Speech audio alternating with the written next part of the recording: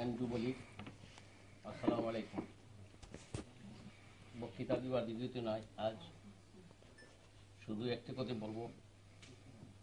আজ এই যে দেশে ৬ দফার আন্দোলনে আজকে যে দেশে বাংলাদেশে এই সমস্ত মানুষ গুমহারা, এই সমস্ত ব্যাপারে, কারণ আওয়ামী লীগ কোনো গুম করে নাই, আওয়ামী লীগ কখনো মানুষ মারে নাই, কখনো মিথ্যা করে নাই। এই বেগম খালেদা জিয়া গত মিটিংয়ে বলেছিল সেই আওয়ামী লীগ কখনো মায়া দয়া নাই, কিন্তু আওয়ামী লীগে যতই মায়া দয়া করে এই গরিব দুঃখীর মানুষের জন্যই এই বঙ্গবন্ধু সব কিছু যুদ্ধ করেছিলেন। সেই যুদ্ধ ইতিহাস বলে বঙ্গবন্ধু মুজিবের যে ইতিহাস, সেই ইতিহাস ইয়াদ হলেই কারণ চোখের পানি ঝরে যায়। আমার এই যে একটি দাবি আছে, সেই বাংলাদেশে আজ পর্যন্ত সেই আওয়ামী লীগ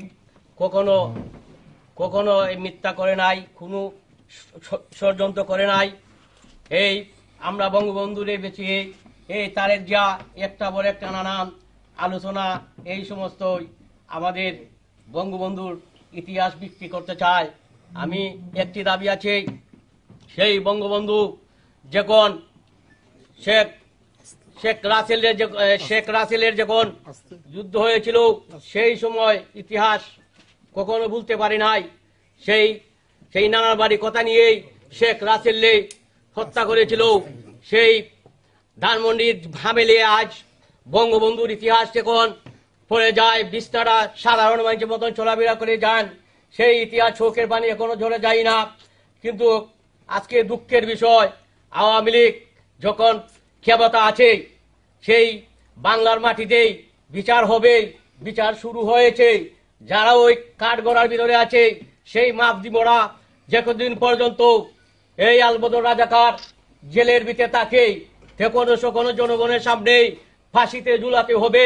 শেষ এই বিচার না হওয়া পর্যন্ত আমরা কোনোদিন শান্তি হব না, বিচার দেখাতে হবে।